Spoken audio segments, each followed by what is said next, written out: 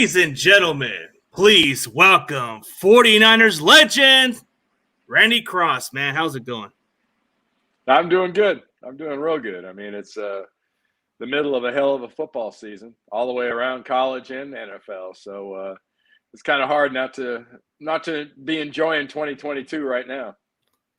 Sure it is, man. Like the 2022 is a different type of vibe. Man, it's just different kind of weird season. Yeah. I mean, for a lot of teams, no more obviously than the Indianapolis Colts. You know, everybody's not everybody, but I know a lot of people that thought they were a Super Bowl type team, and this 3-5-1 start of it's been just bizarro world that Jonathan Taylor's not, helping everybody's fantasy team, and Matt Ryan's on the bench, and they hired Jeff Saturday. It just keeps getting more bent and more bent. Yeah. They just hired him when he only has high school coaching experience from what I'm looking at. Uh-huh. Yeah, I mean he's an interim coach. Hey, it's one of the things. If you've got a toy that's worth a few $1 billion, and there's a name owner after your name, you get to do what you want, despite what all the posers and analysts and all the other knuckle brains on TV and radio. Whatever their opinion is, fine. But the only one that matters is Irsay's. And if that's what he wants to do, it's what he wants to do. It's his team. Oh, yeah, most definitely. Speaking of the 49ers, man, this is just like a weird situation when you look at it. This is a team that's kind of has the aspirations to be Super Bowl contenders, but they're starting off 4-4. So what's your thoughts of it? I think if you were going to be realistic, they're probably about where they were going to be anyway. If Trey Lance was at quarterback or Jimmy Garoppolo was at quarterback, you put the number of people they've had out with injuries and in their special years, the last few, if you go back since their last Super Bowl, or maybe the Super Bowl in New Orleans, and just kind of go through those years, when they're good, they don't get a whole lot of injuries. And when they have struggles, that's when they get guys banged up. And, not having Williams hurt that offense pretty bad. Not having a few of their other guys hurt the offense pretty bad, and the defense. Bosa being out. And so everybody's got those kind of statements. It's just, unlike what they'll tell you in Philadelphia and up on the upper East Coast, there's nobody that's really just blatantly dominant. Yeah, sure, Philly's undefeated, but they're doing it in an interesting way. And the Giants and Jets are looking good, but yeah, we'll see when it starts getting at the end.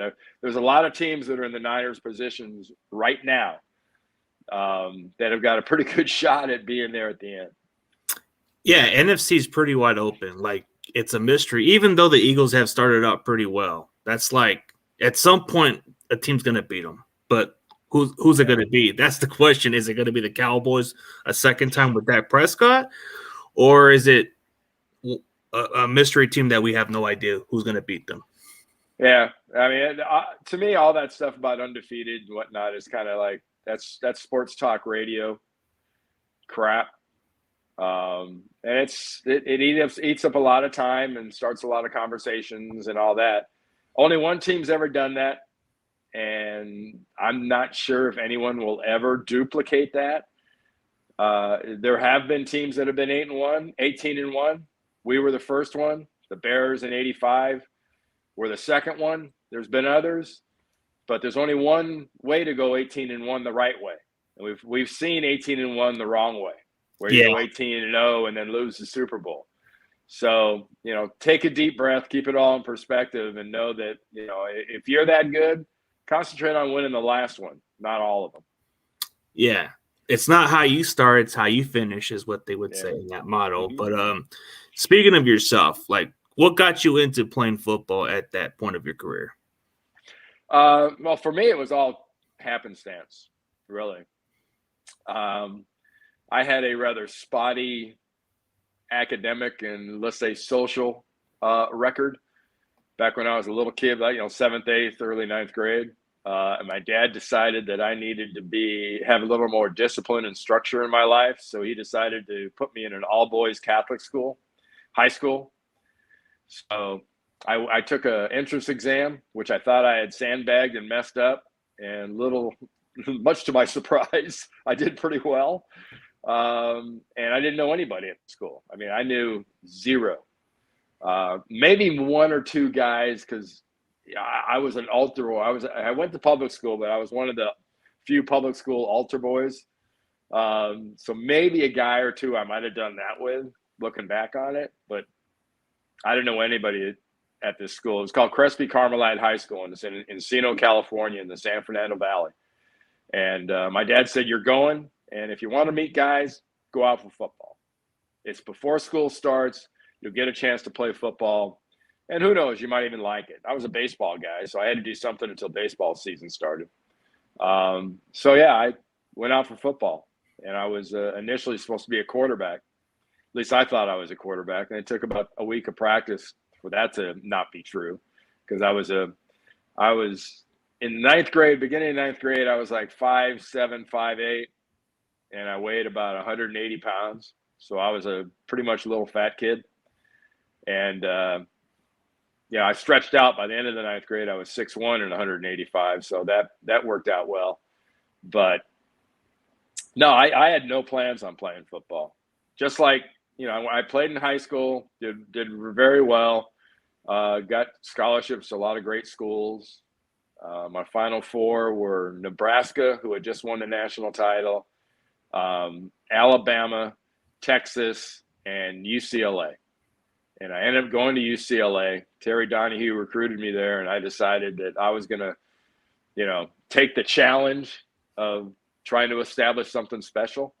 So I did that, and I played at UCLA for 4 years. And even when I was getting told about playing in the NFL, I hadn't thought that was a career. I mean, I had never even thought about it. So it was a lot different atmosphere back then. Not everyone the money was completely different. When I first got in the NFL, guys they had off-season jobs, because what they made playing football wasn't something that you could just sort of live off all year long. So, yeah, it was an interesting time getting into football. But it provided me with a hell of a life. Yeah, in those days, the cost of what they had then, yeah, you had to do a second job, because that was like a different type of pay then. And I mean, you were playing like college football during the 70s, and then you were like, sometimes when you find your purpose and you find what's good for your career, you're just going to go with it. You just got to roll with it. Here's a good question by a buddy of mine, Stephen Rose. Ask him if he enjoyed attending UCLA. Oh, I loved it.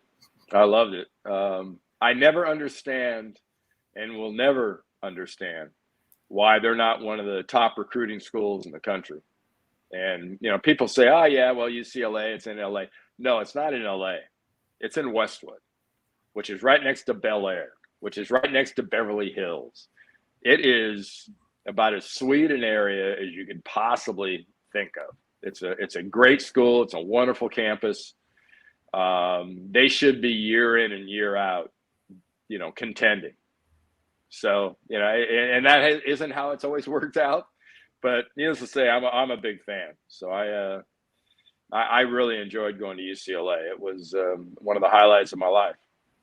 Yeah, I mean, it's one of those top schools when it comes to college basketball and all the other stuff. I mean, you can't go wrong with that program. Like when you were speaking of Terry Donahue, I believe he was the GM for the Niners for that short stint, right?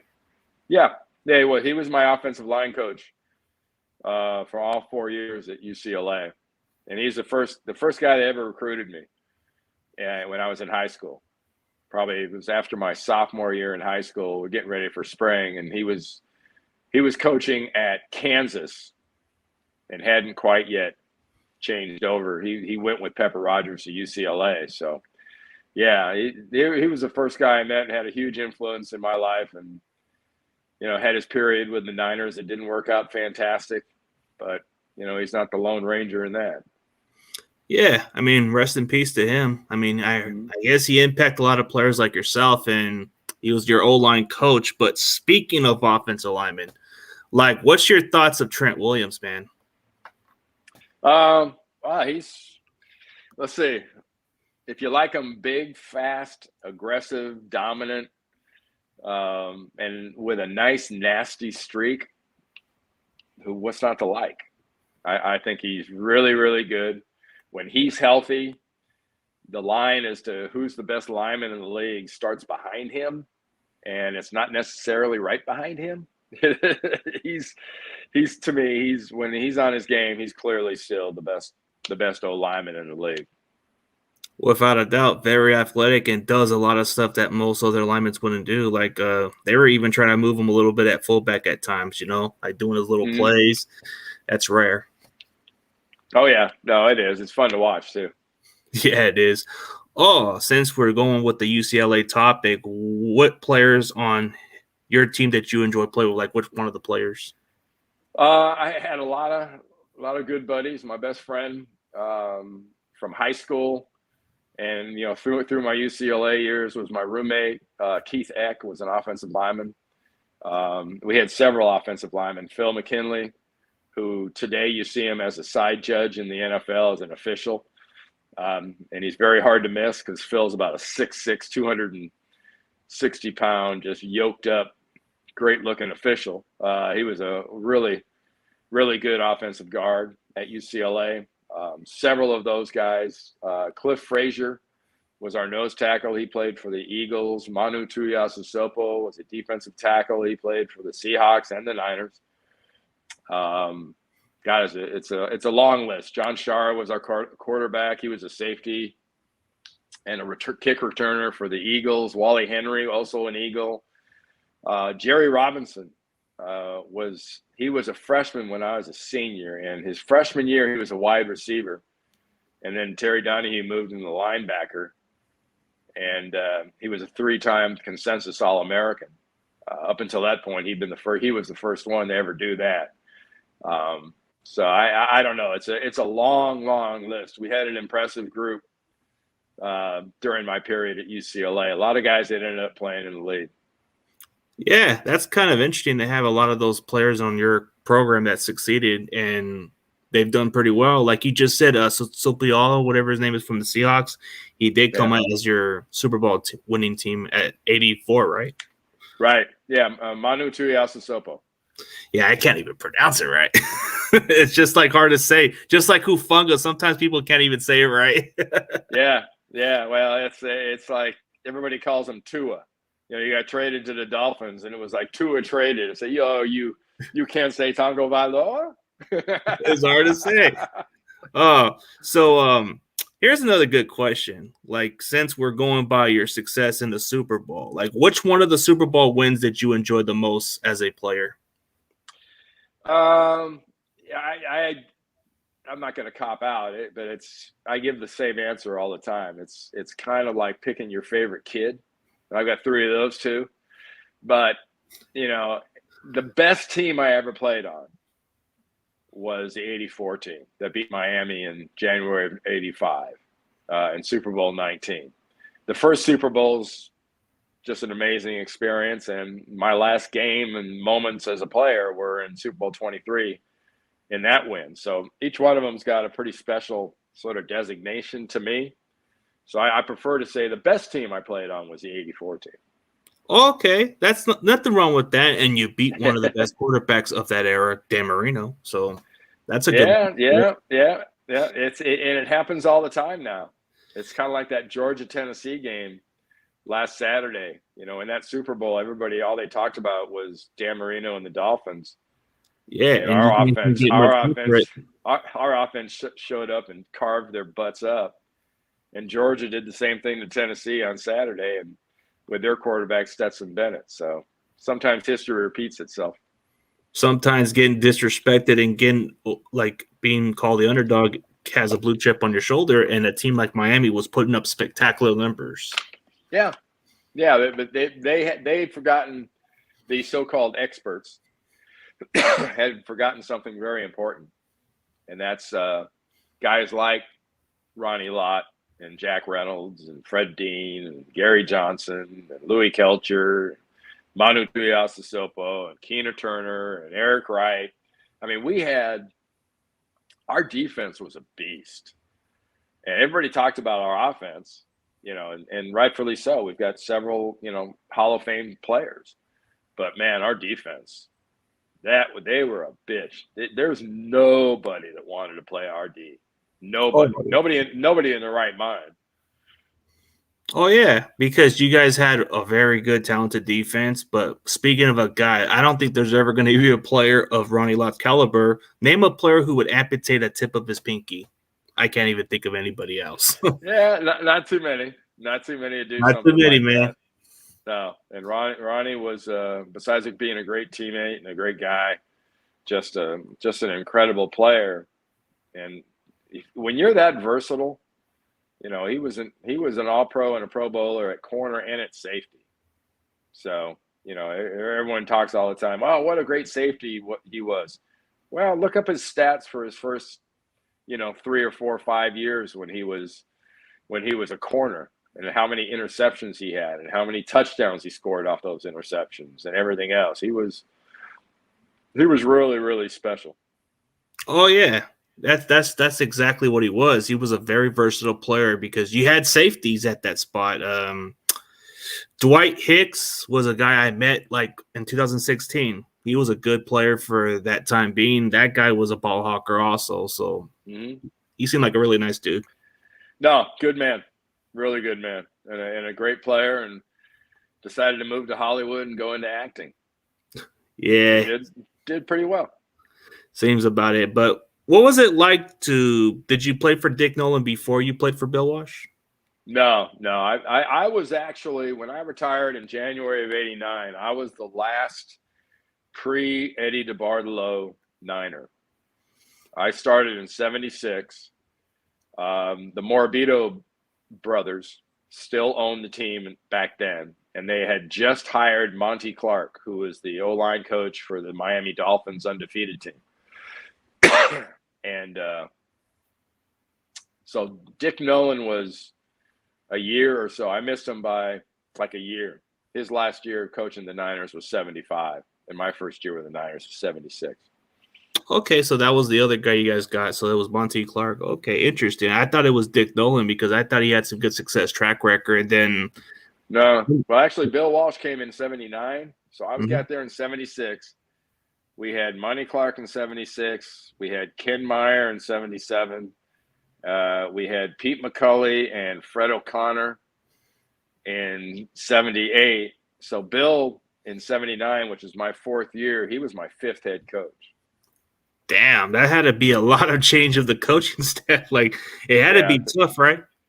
And people act like, changing coaches and itchy trigger fingers, something that just happened. Nah, not really. Well, changing head coaches in that time span of your time was like changing your underwears, man. Like, it was bad that day. Yeah. And part of it's money again. I mean, my rookie year, I made $27,500. I was the 2nd round pick. I was their first pick because they had sent their 1st round pick to New England for Jim Plunkett. So, yeah, Plunkett was different world. Yeah, Plunkett was good. He just had the misfortune of being behind our offensive line, who wasn't very good at this time. So he got the devil beat out of him. And the reason he needed to go to the Raiders and kind of recover for a year or so, Al Davis, smartest thing he ever did was basically, when the Niners cut Plunkett, he picked him up. And he said, look, you're just going to rest and rehab, and, you'll be good. All he did was win a couple Super Bowls for him. Yeah, I mean, he just wasn't given quite the fair chance. He was on a bad team with the Patriots, and then the Niners, let's be fair, during the 70s, it was kind of like a terrible team to go with the offensive line. Hey, at New England, they ran the option in the NFL, and that was the bad old nasty NFL too, where defenses could do a lot of different things that they'd put you in jail for now. But, yeah, somebody had the ingenious idea they were going to run a passing quarterback as the option player. That didn't work out good for Jim physically. Got him a lot of scars. Yeah, it sure did. Speaking of you as playing, like, what team did you hate it playing against in the NFL, just as an opponent? Like, you can't stand them? There was no team that I just flat out couldn't stand. I love beating the Rams because I grew up in LA, so that was fun. Probably of all the teams we played, it was the most enjoyable to beat. Probably be Dallas because they thought they were so good, and they've never really gotten over that. And they were really convinced with all that America's team BS that it was real. So it was always fun to beat Dallas, no matter what year it was, because that and the fact that early on in my career, when we weren't very good, they beat the snot out of us. I mean, bad. So being able to return the favor was always fun. Oh, yeah. I mean, Dallas at the time was like everybody was just hyping them as the America's team and all that other stuff. And then I think I've seen a couple of the narratives of what you guys were saying when you guys beat the crap out of the Cowboys. You guys were smiling, happy, and say, "Hey, I'm glad we beat the crap out of them." Yeah, you're right. Yeah, especially all that. But a lot of stuff have changed since you guys have stopped playing the game. Like Pro Bowl has not been as interesting. So do you really think that it's kind of gotten softer and they're not really interesting fans as like they used to? I mean, have you seen it? Yeah, it seems like football. It's not quite football. And yeah, I think they should do something. They're talking about a skills challenge. So yeah, we'll see how that works out. I mean, Pro Bowl's always been a popularity contest, and it's unlike whether it's all pro or all conference or all some of these other things, the players have a pretty good, heavily weighted vote in the Pro Bowl, and the Pro Bowl's a game you always wanted to play in. And yeah, it used to be actually where you had to actually play football. Now it's really not the case. I did a Pro Bowl on the radio, I want to say about 2016, 2017. And it really shocked me how much standing around there was in that game and just kind of standing and watching. It was 7-on-7 where they let fat guys actually suit up. Man, like it's changed over the years. Like it's like, okay, you've been voted 3 times to go to the Pro Bowl from what I'm looking at. But this is a good question from this Rams fan. Ask Randy Cross what he thinks of the Yorks compared to the Eddie DeBartolo Jr. Do you think there's a difference, or you think it's a little drop off? It's more realistic if you want to put it out there. Well, I mean, it is what it is. I mean, it's history and records are what they are. I think they're trying their ass off. They've gotten to 2 Super Bowls. They haven't gotten the results they wanted, and hopefully they'll get back to another one and get a chance to add their first and the 6th for the franchise. But it's actually not really much of a fair comparison, realistically looking at it. But you can't accuse that family of not trying. They have battled their butts off trying to make that team a winning team. Like when you're doing the best you can, you're doing the best you can. But I think they've got this thing figured out. The smartest thing I think they did was hire Kyle and John Lynch at the same time and give them matching contracts, and they gave them matching extensions. And it just takes one huge part of your worry away when those guys are synced up like that, and they get along and they know what they're doing. And that helps ownership an awful lot. The omnipotent days of ownership, I'm not sure if it's ever been, quite what it was knocked up to be, but guys that Jerry Jones, his results are also his results. Since Jimmy left, how many Super Bowls has Jerry left? Jerry won 0.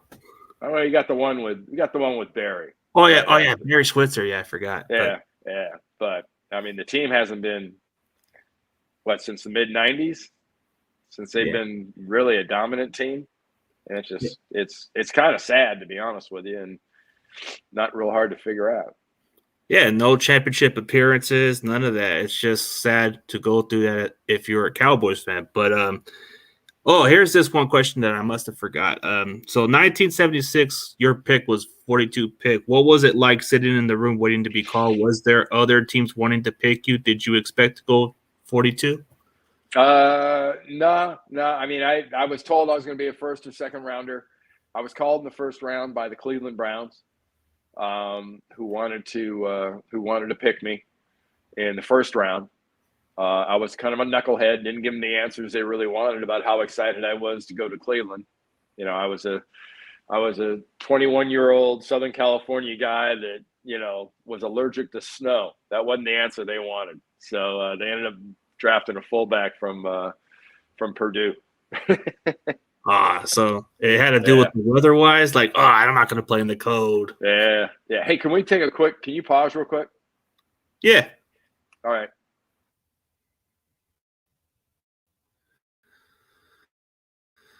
All right, guys, he'll be right back. I'll keep more questions up to you guys, but he'll be right back for you.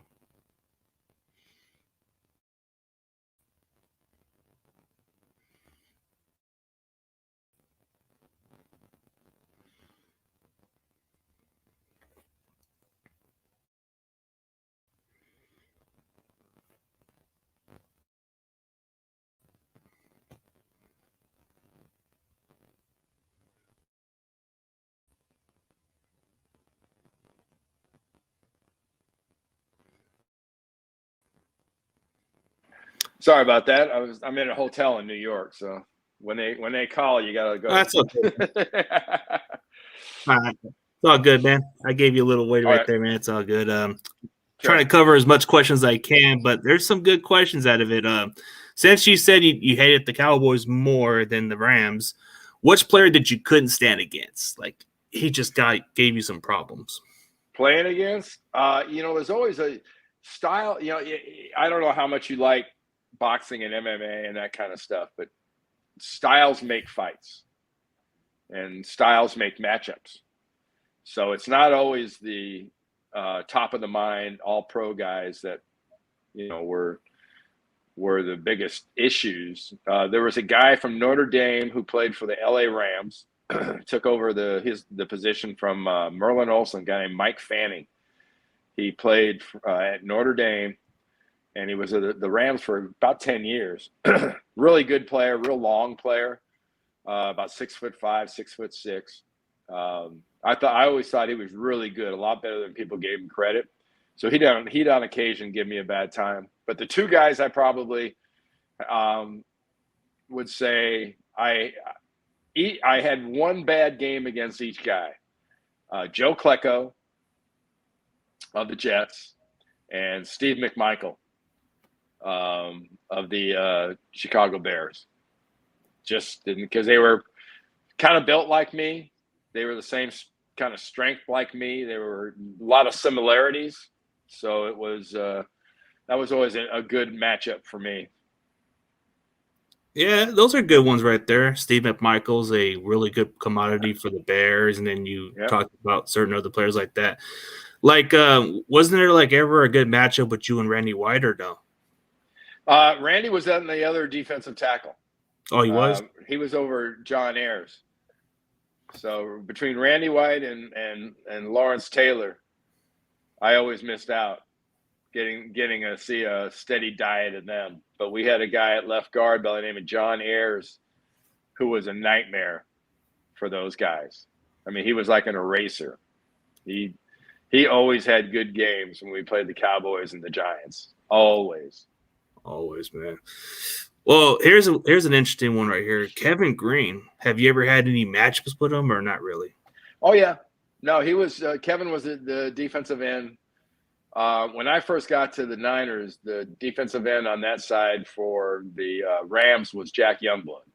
Oh yeah. And then after Blood left, that's when Kevin Green started being the guy coming on the outside on that side for the Rams. So yeah, I was very familiar with Kevin.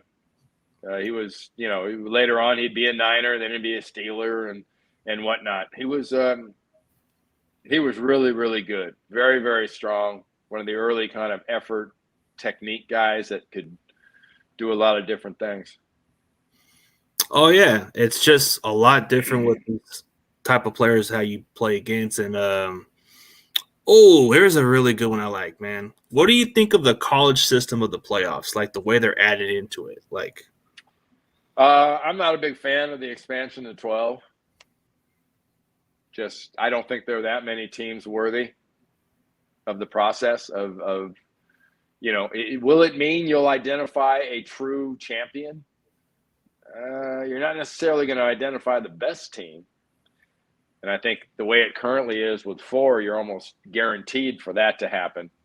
I would just challenge people, say, hey, look back at the last decade, last 10 years, or maybe let's just say since the playoffs started. Who were the number 12 team? Who was the number 12 team in the country? Can you make an argument that they should have had a chance to win a national championship? Or the number 10 or the number 11? So I don't like it. I'm realistic. I know why it's going to change. I know why it's going to be done. It's about money. It's about a couple extra games. That means TV pays more. That means everybody makes more money. Well, everybody except the players. But yeah, let's just say I'm not a big fan. Yeah, too many games extended and all that stuff. I can understand that, but oh yeah, that and you're going to have college kids playing 18 games, 17 games. Risk of injuries too, so that can be the only problem right there. Oh yeah, well the pros play that many, but hell, they're getting paid a lot. College kids aren't getting paid squat. Don't believe all these NIL stories. Do not believe it. Are there people making money? Yes. The vast majority aren't making stink. Yeah, college players don't make as much money, but when it comes to the pros, like you said, when they're getting paid the millions of dollars at this point in this career, man, they can just play as many games as they can. But man, the NFL, it could be a possibility that it could go into 18 games if the way it's leaning towards, because like you said, it's all about the money, right? Oh yeah, no, absolutely. Absolutely. And well, it should be 20. Let's be honest. There shouldn't be any preseason games. They should do some scrimmages. And that's what eventually it's going to be. In real short time, it's going to be 18. And if they want to, they'll move it to 20. Preseason games are unnecessary. You can practice for just as long. You can do what you can do. Just watch the games. How bad is the tackling and blocking and everything else in the first couple of games of regular season football? That's because they've almost legislated blocking and tackling out of the game for practice, much less for the games. So, why not count them? If you're going to play them, count them. And if you're going to play them and count them, you better pay them. Yeah, it's like, what's the point of preseason, like you said? It's just, but then again, doesn't it open more opportunities for the backups to actually step in and maybe become a starter? Rarely. I mean, if you, I don't know, if that happens, you didn't plan very well. And it's always nice to have a pleasant surprise, because that's usually some guy that came out somewhere in the draft or a free agent just shows up and is amazing. Does that mean we'll see less of that? Possibly. Yeah. I would highly doubt it that it's going to be that impactful, though. So you're all in for possibly 20 games, but no preseason. But scrimmages, that kind of does make it more interesting, just to have more scrimmages instead of preseason, right? It's just more exciting. You see it anyway, where the various teams come in and they'll practice against each other for 2 or 3 days, and another team will come in and they'll practice together for a couple of days. That can serve. I mean, the whole idea of preseason is to hit somebody that's not on your team. Yeah. And to do things against somebody that doesn't do what you do. So if you can do that, then that's just fine. You don't need all those. But the one thing you do need is to find a way to block and tackle and do all the fundamental things.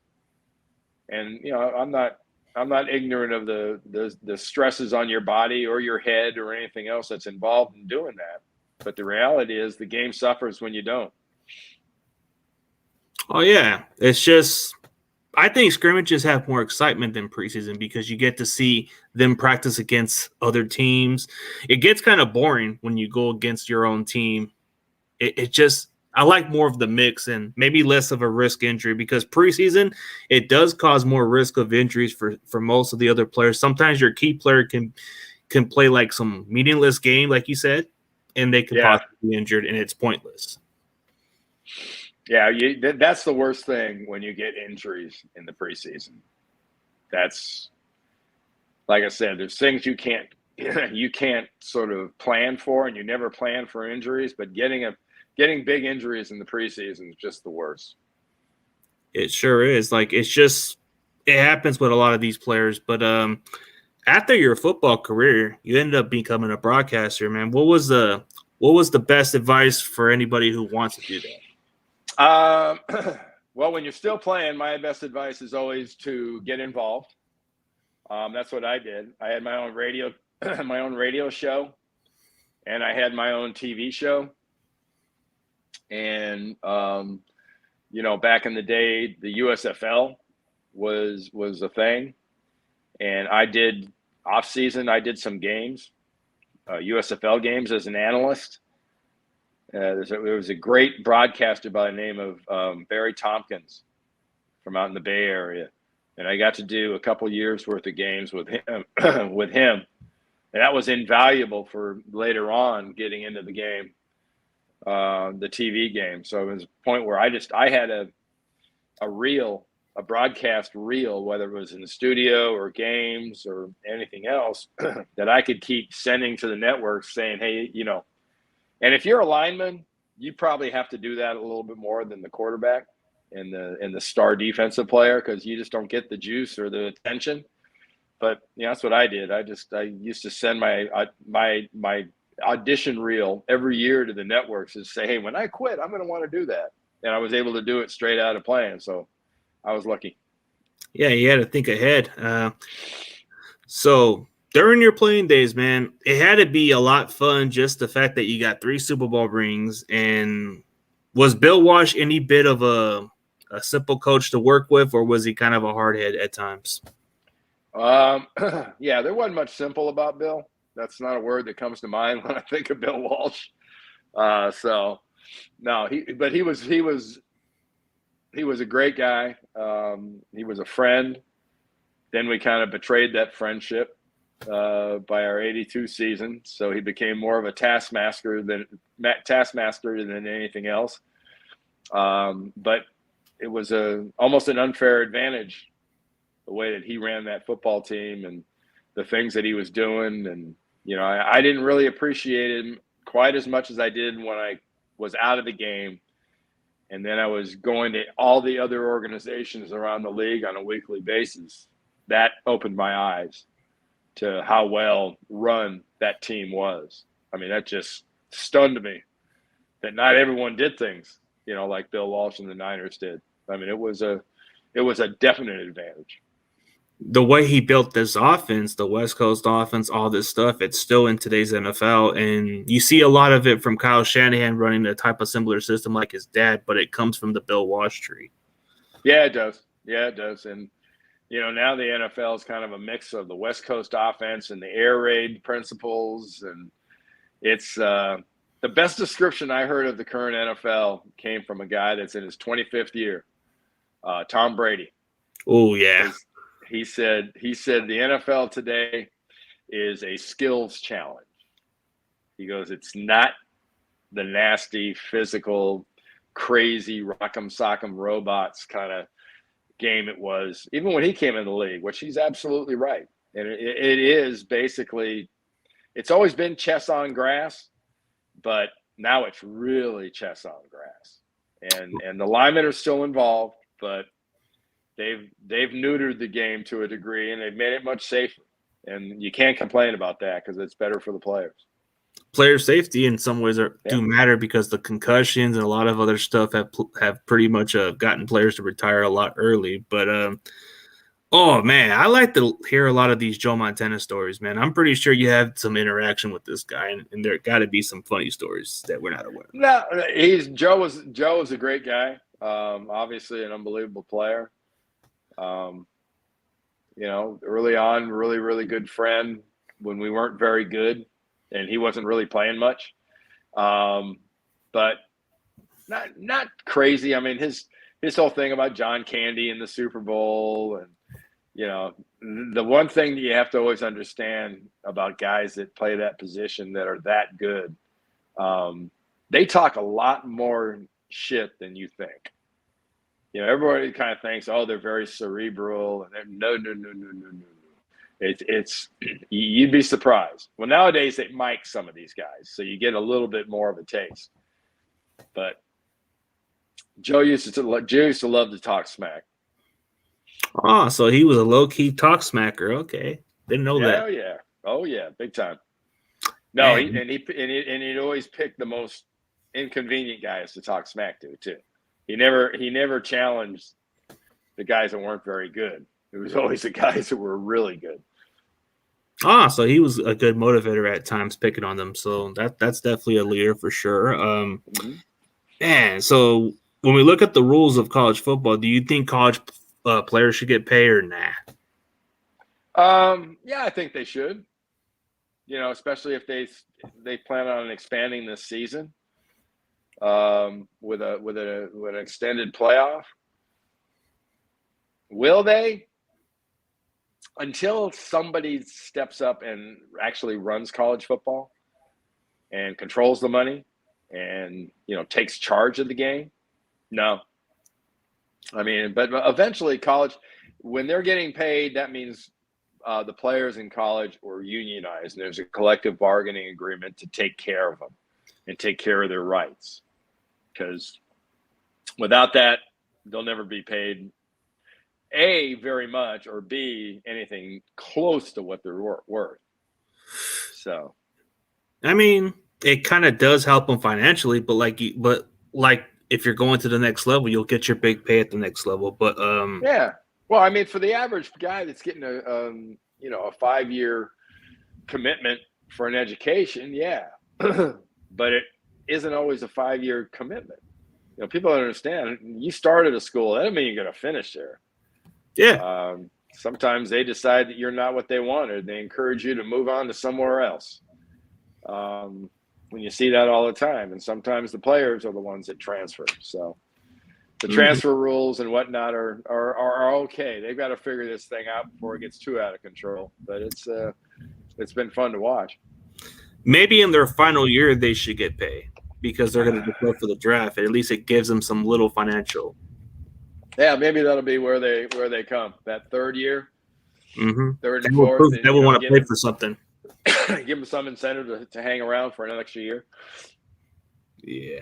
Oh, this is the one thing I hate about this NFL lately is the tie games. I just don't like how they just end games with ties. Do you think they need to eliminate those? I'm not a fan. Not even close to being a fan. I actually kind of like what college does, honestly. Put them on the 25 and let them go at it. Second time, you got to go for 2. You go past the third time, it's just basically you're dueling 2-point conversions. Every time I see a tie, it seems like that tie comes back to haunt a team. It's usually not the ones that got tied. It's usually one of the other teams. I can think of a year, and I can't remember which one it was. It wasn't that long ago. Team finishes 10-5-1. Well, I'm not a math whiz, but if you're 10-6, that record's better than yours. So you actually got an advantage by having a tie on your record. Yeah, I don't know. I'm not a fan of the tie. I don't think they're necessary. I think you can settle it on the field, but again, it can always be cloaked as a player safety issue. Yeah, but like you said, they should try to extend it kind of like the college rule, like you just said it. Like a couple of my buddies were debating about this tie stuff. Like maybe they should change it up to like the way they should do it. like how college football does, it gets pretty interesting. We've seen these overtimes go longer, but like if it goes into like where they kick the ball, if it's still a tie in overtime, they can kick the field goal or whatever until one of them misses, then you're the winner or something like that. Yeah. Ask him if he has any crazy football stories in college or the NFL. None that are public. Not in public, man, but I guess you're low-key guy. You're low-key. And I know this is probably going to be like the tricky one. I know it sounds tricky if I gave you this one. Who was the better in your opinion, Joe or Steve? Well, I'm going to tend to go with the guy with all the rings. Joe Montana. Yeah. So, I mean, he won 3 while I was there. He won one more right after I left. He won 2 while Steve was still there. Steve was a great quarterback. The Steve Young from 87 through 90, 91, right in there, he was getting better and better, learning the offense and becoming, sort of crafting, what kind of quarterback he was really going to be. So, got to watch a guy like Joe. It's not that hard a question, to be honest with you. It is not. just based on results. It is what it is. I mean, he's got 3 rings. So he had a hell of a career too, and he was a Hall of Famer. And he was early on when he first got to the Niners during training camp and on the road. He was my roommate, so I heard about that a few times. So yeah, I heard some of the narrative from Brent Jones talking about being roommates with Steve Young. At first, he didn't enjoy it. He wanted to go with Raffman. Yeah. It's an interesting dynamic. Anytime you have that was one of the more challenging things you've seen, for an NFL team. Well, yeah, it is. And speaking of another good NFL story, well, the guy who was the architect of the Niners was John McVay. Was there like any other like stories of the time you've interacted with him or anything like that? Because I mean, he was a GM at the time, right? Yeah, he's sort of the unsung hero of those old Niner teams. Bill Walsh had the ideas from the football standpoint, from the organizational standpoint, from the game of football standpoint in the NFL, thinking league wide. Somebody had to have the day-to-day nuts and bolts sort of thing down. That was John. John was amazing. We lost a great one when he passed away. He was really something for that team. And, it's not exaggeration to say there wouldn't have been a Niner dynasty without the contributions of John. Yeah. And he was the one making the moves and working in the front office. So that guy is what you call the unsung hero, did all of the work behind the scenes. And like he has a place in the Niners history. They got like a draft room named after him. So that tells you how important figure he was to the Niners. And then you have an iconic guy like Dwight Clark who makes the catch and all this stuff is rest of his history. But was there any other interaction of Dwight Clark that you had that's kind of a funny story or anything interesting about him? Yeah, like I said, I got a lot of those stories. I'm not going to tell them, but yeah. Yeah. No, DC and Joe and those early years, you've seen all the pictures of him in those guys in the fur coats and whatnot in Detroit. And it was, they were good. They are good people, or Dwight's case were, but. Yeah, it sure is, man. And, I mean, there's just a lot of these, like in your early years, you played against some tough teams, right? Like the Steelers, weren't they like the really good dominant team during the 70s? Yeah, well, they were winning Super Bowls in 78 and 79 when we played them.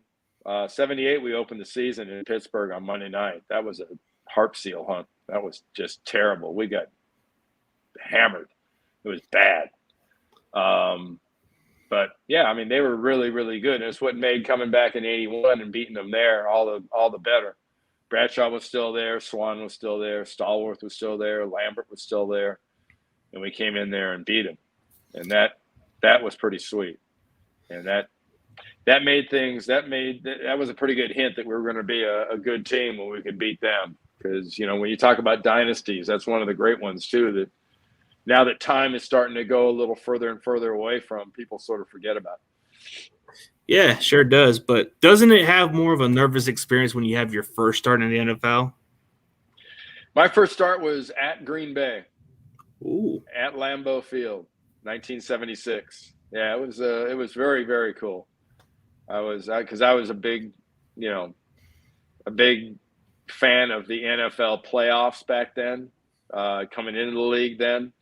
So I'd seen all the great, Lombardi Packard teams, and I'd seen my hometown team, the Rams and the Niners and the Vikings, and everybody always had to go to Lambeau to beat them to kind of be a legitimate team. So yeah, it was fun getting the start. The first one was, when it all comes down to it, the game is the game. So it wasn't that much different, but it made it that much more special having Lambeau be the first place. Oh, yeah. It has to stick out as your memory because you played at a legendary Lambeau Field. So, yeah, shout out to Johnny Dell. Who's this Randy's Cross? Does he see any of himself on the current O-line? He's just joking. Yeah. Nah, probably not. Yeah, I mean, I did a little bit. I was an offensive guard and a center. I know I did that Miller Lite commercial, so people remember me as a center because of that. But I was all pro and Pro Bowl and all that at guard, not at center. So it was a good life. Let's put it that way. Yeah, it was, man. You got to be on the commercial, and they just look at – I mean, you played pretty much two positions that were important in football, which nobody gets enough recognition at the O-line. That's like the most underappreciated position. So before you played your last game in the NFL, I guess when you retire, was your contract up or you just decided to retire? I decided to retire. I had enough. I was doing stuff off the field. I knew I had a place for off the field as far as getting into the TV business. So it was time. I was lucky. I was one of the guys that actually was able to say that's it, call off the jam and walk away. Yeah, I mean, if you have nothing to play for, you got 3 Super Bowls, you already accomplished pretty much what you had to do. I've got a conference call here at 1:00, so we're gonna have to wrap this up. Okay, so thank you for coming on the show. Maybe down the road. My pleasure. Yeah, no problem, man. And yeah, man, the legendary Randy Cross, the 3-time Super Bowl champion, appeared on the show. But we're gonna end this on a high note. Thank you. No problem, man. As always, CG Ruthless Sports and Randy Cross is out, and we'll see you guys another time. Thank you. No problem, man. All right. Have a good one.